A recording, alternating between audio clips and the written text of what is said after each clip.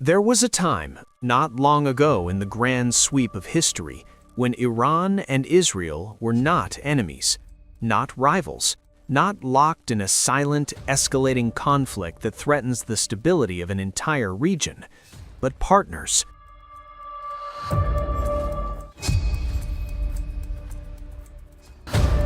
Quiet partners. Their alliance was never shouted from podiums, it was never celebrated in public squares. There were no grand ceremonies, no televised summits, and yet it was real. Behind closed doors, in dimly lit rooms filled with cigarette smoke and whispered negotiations, Iranian and Israeli officials worked together, closely, deliberately, and with shared purpose. They exchanged intelligence, they traded resources, they built something rare in the Middle East, a relationship based not on identity, but on mutual necessity. Two nations, two very different histories, bound together by a single unspoken understanding: survival. But today, that world feels almost unrecognizable.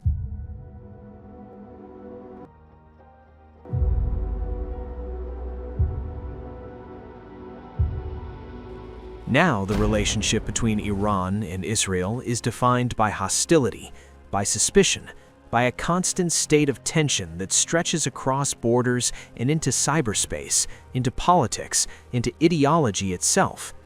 Missiles stand where diplomats once stood, cyber attacks replace handshakes, and the threat of open war lingers just beneath the surface. So how does a relationship transform so completely? How do allies become adversaries? Was it inevitable or avoidable? To answer that, we must go back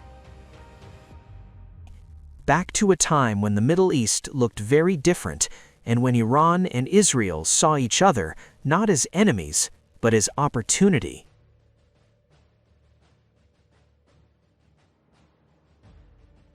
In 1948, the world witnessed the birth of a new nation. The State of Israel emerged from the aftermath of World War II in the horrors of the Holocaust, a homeland for the Jewish people, carved out of British-controlled Palestine. Its creation was immediate and deeply controversial. Across the Arab world, the reaction was swift and uncompromising. Neighboring states rejected Israel's legitimacy outright. War followed almost immediately. But Iran stood apart.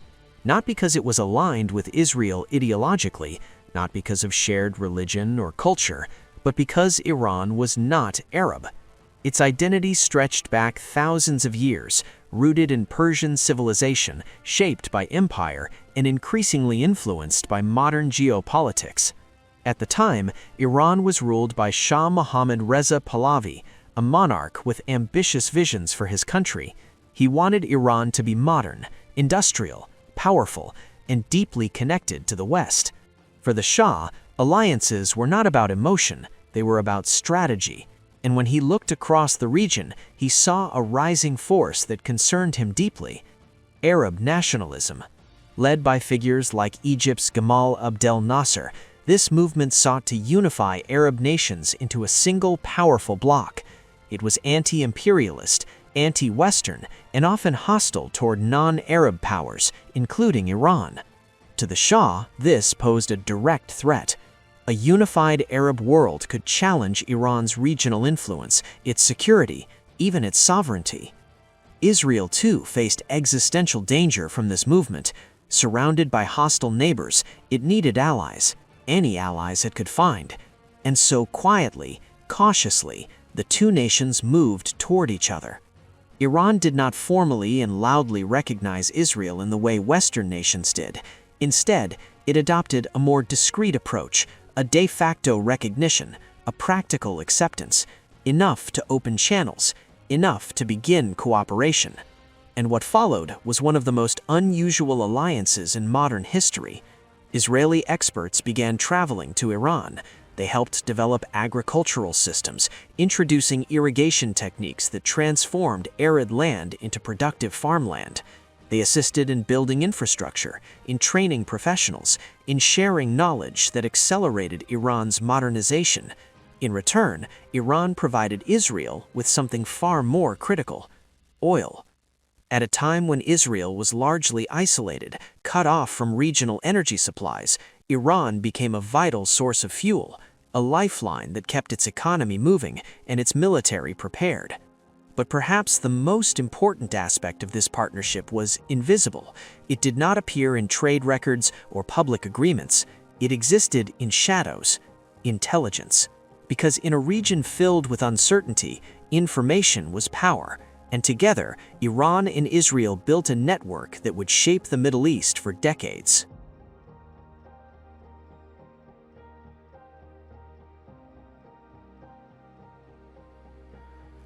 By the 1950s and 1960s, the alliance between Iran and Israel had matured into something far more complex than simple cooperation. It had become strategic, layered, and deeply embedded in the geopolitical realities of the Cold War. At the center of this relationship was energy. Oil was not just a commodity, it was power, and Iran possessed it in abundance. For Israel, however, energy was a vulnerability. Cut off from Arab oil producers, it faced a constant risk of shortages that could cripple its economy and weaken its defense capabilities. Iran changed that equation. Through a series of discrete agreements, Iranian oil began flowing into Israel. But transporting it required innovation and secrecy. One of the most ambitious projects of this era was the construction of a pipeline linking the Red Sea port of Eilat to the Mediterranean port of Ashkelon. This pipeline allowed oil to bypass traditional routes, quietly moving Iranian resources into Israeli hands. It was an engineering achievement, but more importantly, it was a symbol of trust, of shared interests, and of a relationship that operated far from public scrutiny. Yet oil was only one piece of the puzzle. The real depth of the alliance lay in intelligence cooperation. Israel's intelligence agency, Mossad, was among the most advanced in the region. Iran's Savak, established with assistance from Western allies, quickly became one of the most feared. Together, they formed a powerful partnership. They monitored political movements across the Middle East, tracked opposition groups, shared information on Soviet activities, and worked to counter threats before they could materialize. This cooperation was not limited to information sharing. There were joint operations, coordinated strategies, a level of trust that went far beyond what most would have imagined. And behind it all stood a third partner: the United States. Washington saw both Iran and Israel as key allies in a region increasingly influenced by Soviet ambitions. Supporting their cooperation made strategic sense. It created a network of aligned powers that could stabilize the region and protect Western interests. For a time, it worked. But alliances built on shared enemies are inherently fragile, because when the political landscape shifts, so too do loyalties. And inside Iran, the ground was already beginning to move.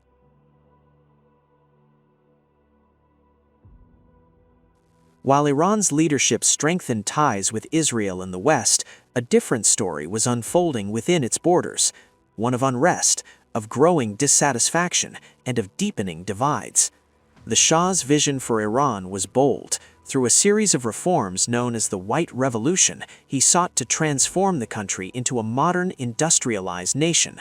Land reforms redistributed property, education expanded, women were granted greater rights. On the surface, it appeared to be progress, but progress, when imposed rapidly, can come at a cost. Traditional structures were disrupted. Religious authorities, once central to Iranian society, found their influence diminishing. Rural communities struggled to adapt to sudden economic changes, and wealth, rather than being evenly distributed, began to concentrate in the hands of a small elite. Tehran became a symbol of contradiction, a city of bright lights and growing inequality, where Western culture flourished in elite circles, while many others felt alienated, left behind, or silenced. And silenced they often were, because dissent was not tolerated. Savak, the Shah's intelligence and security organization, became a powerful instrument of control. Surveillance was widespread, critics were arrested, opposition voices were suppressed, sometimes brutally. Fear became part of everyday life, and in that environment, resistance began to grow. Among the most influential voices of opposition was a religious figure who had once been relatively unknown, Ayatollah Ruhollah Khomeini. From exile, he spoke with clarity and conviction. He criticized the Shah's regime, its corruption, its dependence on Western powers, and crucially, its relationship with Israel. To Khomeini, Israel represented more than a foreign state. It symbolized injustice, occupation, and the suffering of Palestinians. These ideas resonated deeply, especially among those who already felt marginalized. Gradually, the alliance with Israel, once a quiet strategic asset, became a political liability, a symbol of everything the opposition stood against. The fault lines were no longer hidden, they were widening, and soon they would break.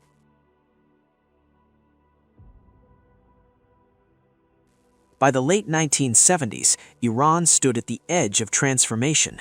What had once been scattered protests had become a nationwide movement. Students marched alongside clerics, workers went on strike, entire cities came to a standstill, and across the country, a single message echoed louder with each passing day. The Shah must go. At first, the regime attempted to contain the unrest. Protests were dispersed, leaders were arrested.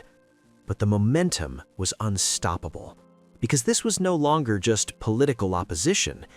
It had become something deeper, a revolution of identity, of belief, of purpose. In January 1979, after months of escalating chaos, Shah Mohammad Reza Pahlavi left Iran. Officially, it was for a vacation. Despite the fact the Shah has officially gone on an extended vacation, some believe he must stay away forever. That the Shah was forced to flee Iran. In reality, it was The Shah of Iran today embarked on what could be his exile. He would never return. And just weeks later, a figure who had spent years speaking from afar stepped back onto Iranian soil. Ayatollah Ruhollah Khomeini returned to Tehran. The scenes were extraordinary. Millions flooded the streets, welcoming him not just as a leader, but as a symbol of change, of resistance, of a new beginning.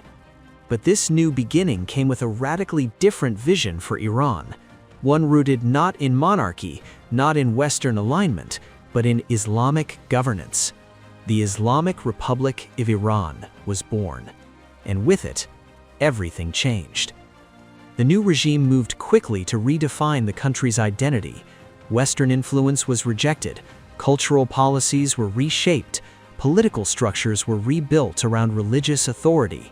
And in foreign policy, the shift was immediate and unmistakable. Israel, once a quiet partner, was now declared an enemy. Diplomatic ties were severed, Israeli officials were expelled, and in a powerful symbolic act, the former Israeli embassy in Tehran was handed over to the Palestine Liberation Organization, a message to the region and to the world. Iran was choosing a side, not just politically, but ideologically. In the worldview of the Islamic Republic, Israel was no longer simply another state. It was seen as illegitimate, as an extension of Western domination, as an oppressor of Palestinians. This was not a temporary policy shift. It became a cornerstone of Iran's identity. And just like that, decades of quiet cooperation vanished, replaced by something far more volatile: hostility.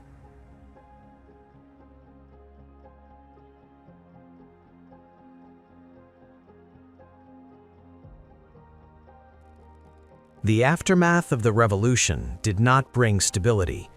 It brought war. In 1980, Iraq, under Saddam Hussein, invaded Iran. What followed was one of the longest and most devastating conflicts in modern Middle Eastern history. The Iran-Iraq War lasted 8 years. It consumed lives, resources, entire generations. Cities were reduced to rubble. Chemical weapons were used, and the human cost was staggering. For Iran, survival became the priority. The new regime mobilized everything it had, its people, its ideology, its sense of purpose. And while this war did not directly involve Israel, it played a crucial role in shaping the future relationship between the two countries. Because during this time, Iran began to look beyond its borders, not just for defense, but for influence.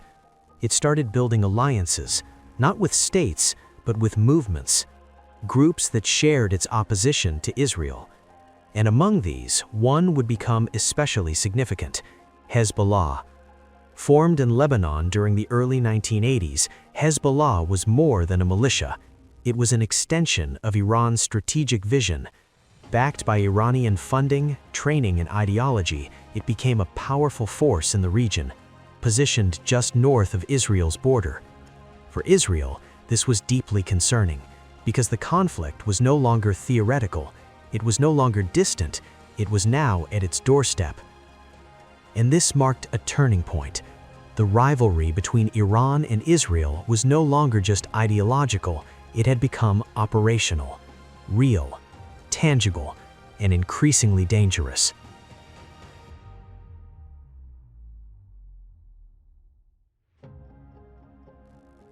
As the decades passed, the conflict between Iran and Israel took on a new form. Not open war, not direct confrontation, but something far more elusive: a shadow war, fought in secrecy, in deniability, in the spaces where governments rarely speak openly. Israel began conducting operations beyond its borders, targeting threats before they could materialize: weapons shipments, military infrastructure, key personnel.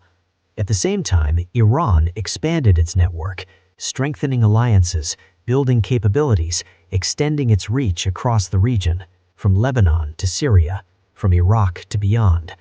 Each side watching the other, studying patterns, anticipating moves, responding with precision. This was not chaos, it was calculated, a continuous cycle of action and reaction, escalation without explosion, because both sides understood something.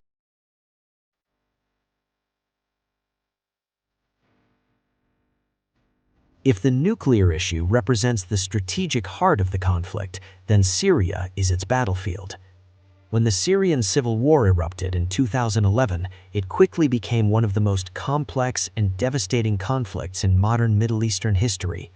A struggle that drew in global powers, regional actors, and countless armed groups. Amid the chaos, Iran saw both risk and opportunity. The Syrian government, led by Bashar al-Assad, was a long-standing ally. Its survival mattered, not just politically, but strategically, because Syria was a critical link in what many analysts began to call a land corridor, a continuous stretch of influence connecting Iran to Lebanon, to Hezbollah, to Israel's northern border.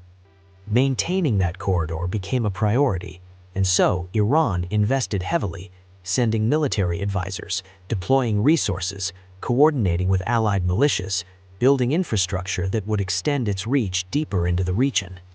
Israel watched all of this unfold with growing concern, because from its perspective, this was not just about Syria, it was about encirclement, about the possibility of Iranian forces establishing a permanent presence just kilometers away from its borders.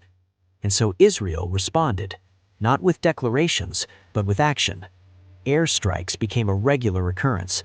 Targets were selected carefully: weapons shipments, military infrastructure, strategic installations, each strike designed to disrupt, to delay, to send a message. Often these operations were not officially acknowledged, but their impact was undeniable. Explosions in the night, convoys destroyed, facilities reduced to rubble. And always the same underlying objective: prevent Iran from gaining a foothold. Syria became a chessboard, every move calculated, every piece significant. And while neither side sought full-scale confrontation, the risk was always there, hovering, waiting, because in a war with so many actors, the line between control and chaos is dangerously thin.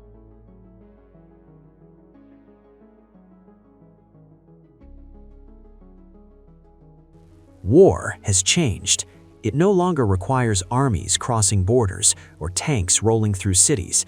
Today, some of the most powerful battles are fought in silence, in code, in data, in the invisible architecture that powers modern life. Iran and Israel are both deeply engaged in this new form of warfare, cyber warfare.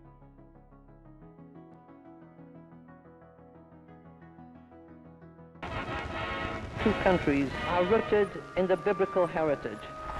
But we have a bond to Israel that's much stronger. It's a moral commitment.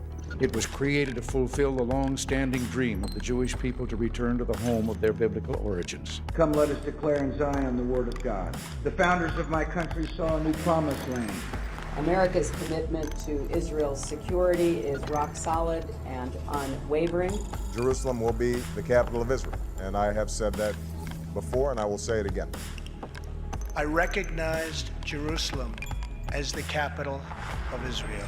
You need not be a Jew to be a Zionist. For decades, the U.S. has been Israel's closest ally, a relationship built on shared interests, shared values, and deep strategic cooperation. Military aid, advanced weaponry, intelligence sharing, diplomatic support, all of it reinforcing Israel's position in a complex and often hostile region.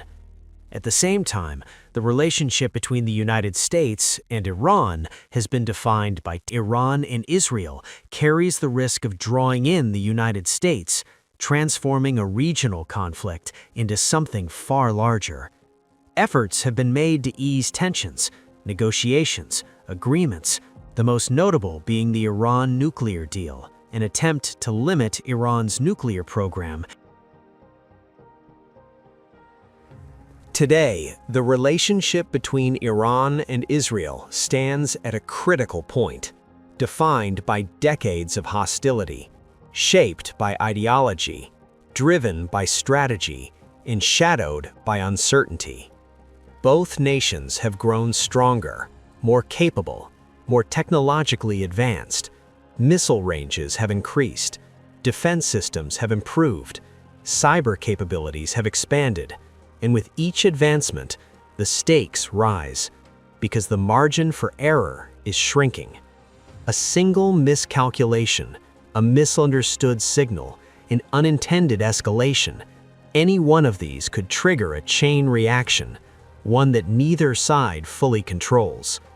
And yet, life continues.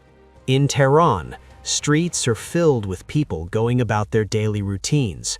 In Tel Aviv, cafes buzz with conversation. Children play. Families gather. Moments of normalcy persist, even under the shadow of potential conflict. And perhaps that is the most striking reality of all, that beneath the politics, beneath the strategies, are millions of lives unfolding, unaware of how quickly everything could change. For all the strategy, all the ideology, all the power struggles that define the relationship between Iran and Israel, there is another dimension, one that is often overlooked, the human cost. Because behind every policy, every missile system, every covert operation, there are people, ordinary people, living lives that unfold far from the rooms where decisions are made. In Tel Aviv, a young couple sits at a cafe near the sea. They talk about work, about family, about the future. Around them, the city hums with energy. And yet, in both places there is an awareness, a quiet understanding that beyond the normalcy, there is tension, that somewhere decisions are being made that could change everything. In Israel, the sound of sirens is not unfamiliar. People know where to go, how to respond. It is part of life. In Iran, the impact is less immediate, but no less real. Sanctions affect daily existence. Prices rise, opportunities shrink, and always there is the sense of isolation, of being caught in something larger. Neither side wakes up wanting conflict. Neither side lives their daily lives thinking about war every moment. And yet, they live under its shadow, a shadow cast by history, by politics, by choices made over decades. And it is here, in these ordinary lives, that the true weight of the conflict is felt. Not in headlines, not in speeches, but in uncertainty, in the fragile balance between peace and the possibility of something far worse.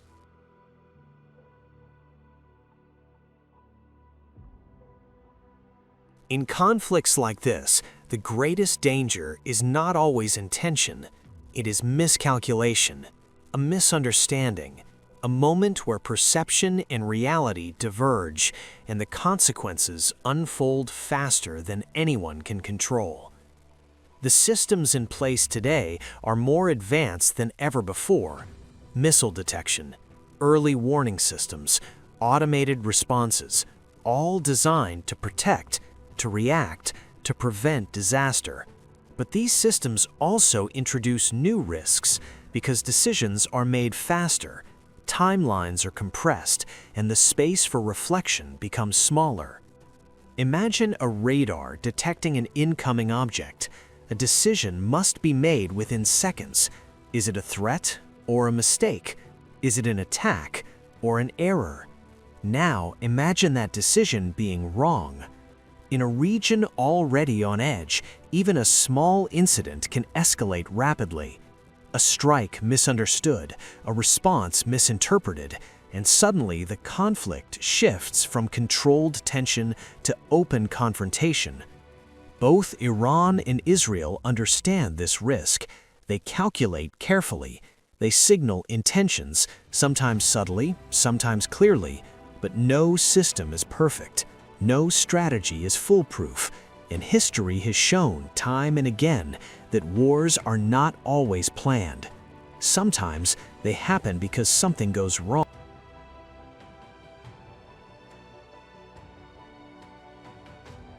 After decades of hostility, the question still lingers, quietly, persistently, almost uncomfortably. Is change possible? Can a relationship shaped by distrust, by ideology, by years of confrontation, be rewritten? Or has it gone too far? History does not give easy answers. It never does. But it does offer something else, perspective. Because what exists today, this tension, this rivalry, this carefully managed hostility, was not always inevitable. There was a time when Iran and Israel found common ground, when cooperation made sense, when strategy outweighed ideology, when survival required partnership. They were not friends, but they were aligned, and that alignment shaped an entire era. Until it didn't. Until everything changed, which raises an important truth. If history can shift once, it can shift again. But not without cause, not without conditions, because relationships between nations do not transform on hope alone. They change when interests change, when priorities evolve, when the cost of conflict becomes greater than the cost of compromise. So what would it take? Would it require political transformation within Iran? A shift away from revolutionary ideology toward pragmatic engagement with the world? A redefinition of what national strength looks like? Or would the change need to come from Israel? A new regional strategy, one that focuses less on containment and more on long-term coexistence? Or perhaps the answer lies beyond both, in the region itself. Because Iran and Israel are not isolated actors. They are part of a larger system, a Middle East shaped by alliances, rivalries, and external influence. Any real shift would likely require a broader transformation, a change in regional dynamics, new partnerships, new priorities, a different balance of power. And then there is the role of global forces, major powers, economic pressures, diplomatic initiatives, all capable of influencing the direction, but rarely able to control it completely.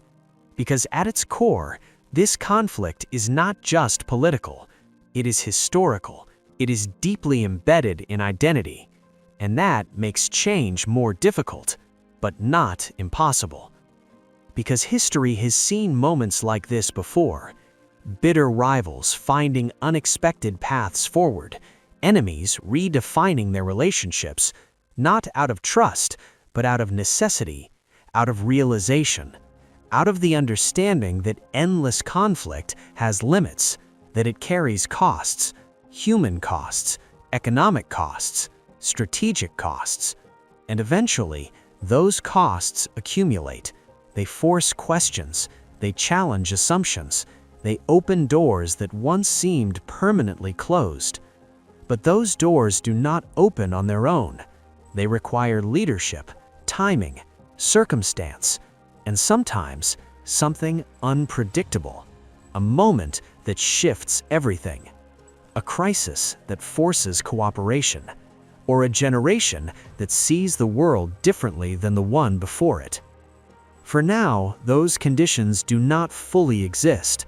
The divide remains deep, reinforced by decades of mistrust, sustained by ongoing tensions, and strengthened by narratives that leave little room for compromise. But even so, the possibility remains. Distant, uncertain, fragile, yet present.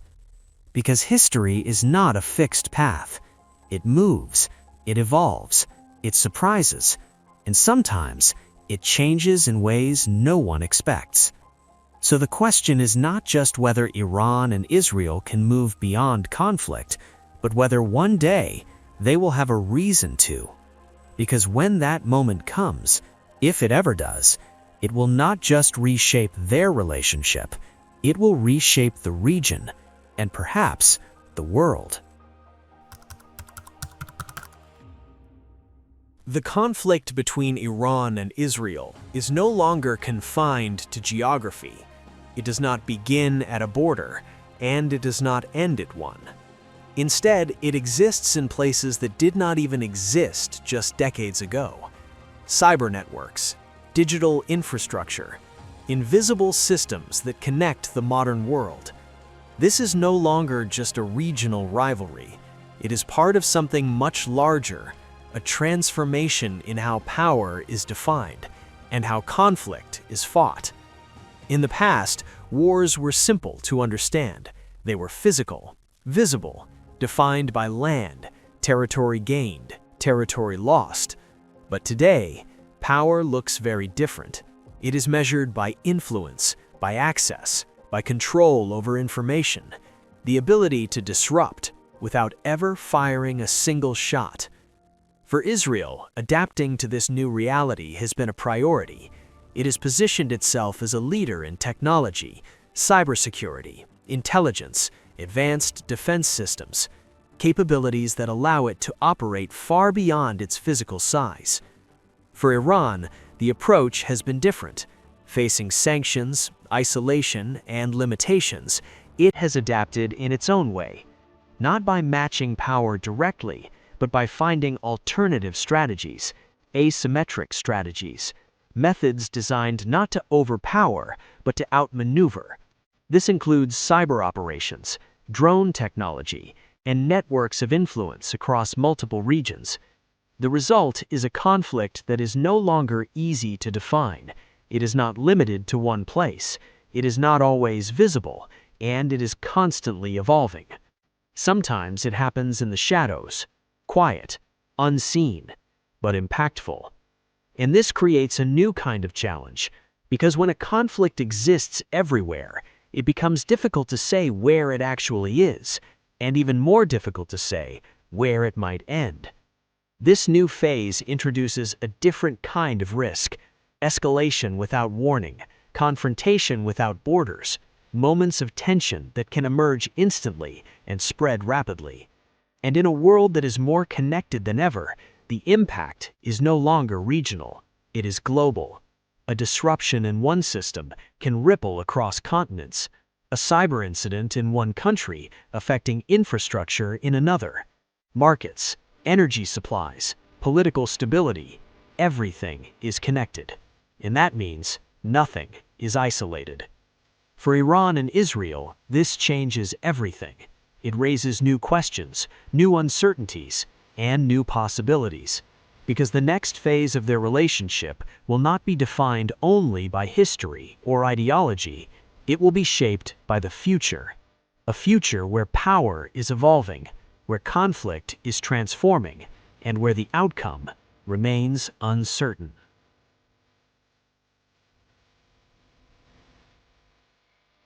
The conflict between Iran and Israel is no longer hidden in the shadows.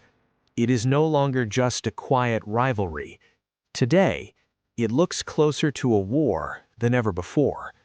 Not a traditional war, not one defined by clear battle lines or official declarations, but a modern conflict, fought across multiple fronts, sometimes visible, sometimes invisible, but always active. For years, Iran and Israel have been in a conflict fought through proxies, cyber attacks, covert operations, and targeted strikes. But recently, something has changed. The distance between the two sides is shrinking. The responses are becoming faster, more direct, For a long time, Israel has carried out airstrikes targeting Iranian-linked forces there. The objective is clear: to stop Iran from building a permanent military presence near its borders.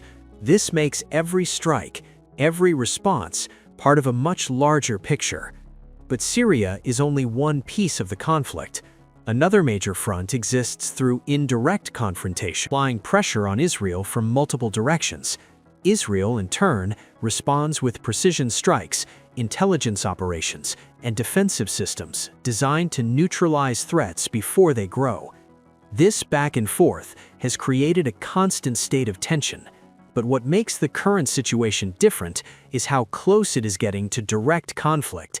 Moments of escalation are becoming more frequent.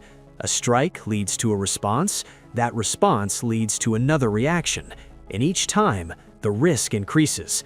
Because in a situation like this, it only takes one moment, one miscalculation, to push things beyond control.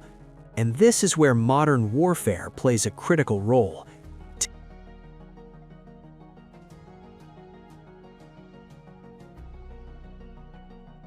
History is not fixed. It is not permanent. It does not move in a straight line. It bends, it shifts, it transforms, and sometimes it changes in ways no one sees coming.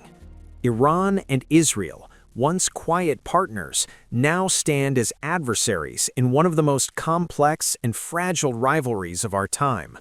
A relationship shaped not only by what exists today, but by what once existed before.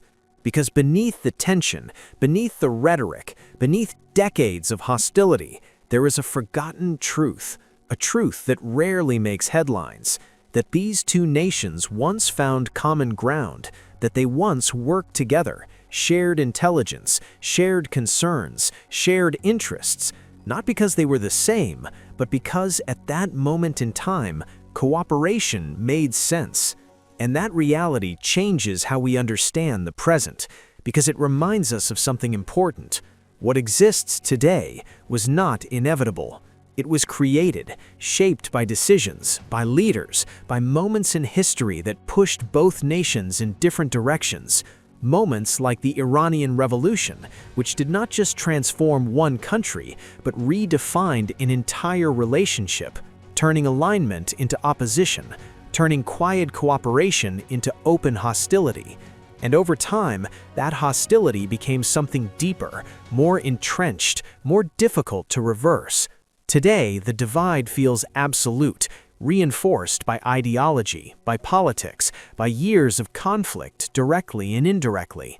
Each side viewing the other not just as a rival, but as a fundamental threat. And when a relationship reaches that point, change becomes harder to imagine, harder to even consider. But history has a way of challenging assumptions, because across different regions, across different eras, we have seen the unexpected happen. Nations once locked in conflict, finding ways to step back, to reassess, to redefine what matters most, not out of idealism, but out of necessity, because sometimes the cost of conflict becomes greater than the cost of change, and when that moment arrives, new possibilities begin to emerge, quietly at first, almost unnoticed, then gradually they grow. But for something like that to happen between Iran and Israel, the shift would need to be profound.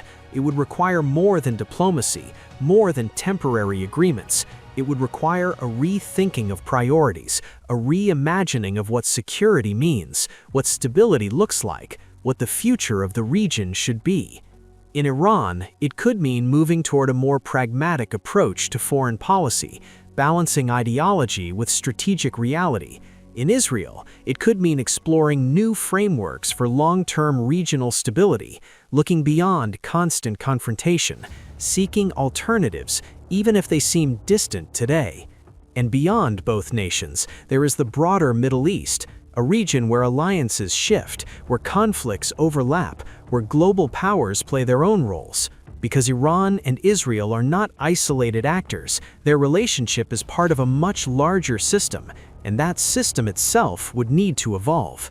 For now, that kind of transformation feels far away. The current reality remains unchanged. Tensions persist, distrust continues, and each new development seems to reinforce the divide even further. But even in that reality, the possibility of change cannot be completely dismissed, because history does not move in only one direction. It is shaped by people, by choices, by moments that redefine what seemed certain. And sometimes, those moments arrive without warning. A shift in leadership, a change in priorities, an unexpected event that alters the course of everything. What once seemed impossible slowly becomes thinkable, and what once seemed unthinkable becomes reality. So the question remains, a difficult one, perhaps even an uncomfortable one. If history can change so dramatically once, could it change again? Could two nations defined for decades by conflict find a different path? Or has the divide become too deep, too entrenched, too irreversible? For now, there is no clear answer, only uncertainty, only possibility, only the quiet understanding that the future has not yet been written. Because the story of Iran and Israel is still unfolding, still evolving, still shaped by forces seen and unseen. And the next chapter may not look like the last. It may follow the same path, or it may take a direction no one expects. But whatever comes next, it will not just define the relationship between two nations, it will shape the future of an entire region, and perhaps the world beyond it. The future of the Iran-Israel conflict does not hinge on a single moment. Not one decision, not one leader, but on a fragile balance, constantly shifting, constantly tested. Both nations understand the cost of full-scale war, not in theory, but in reality. Missiles would not remain contained. Alliances would activate. Borders would blur. And what begins as a regional confrontation could quickly expand beyond control. That understanding has, for years, acted as a restraint, an invisible line. Neither side openly acknowledges it, but both operate within it, carefully, deliberately.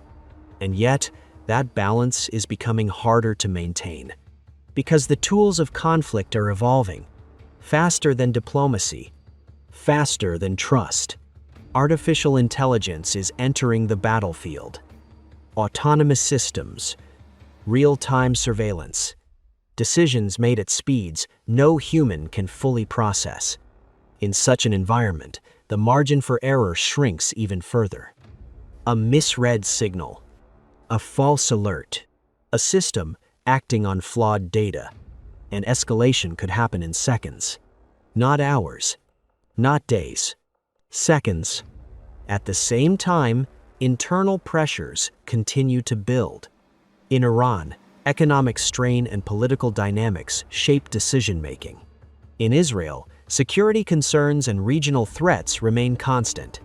Leaders on both sides must navigate not only external risks, but internal expectations, public opinion, national identity, the weight of history. And then there are the unknowns.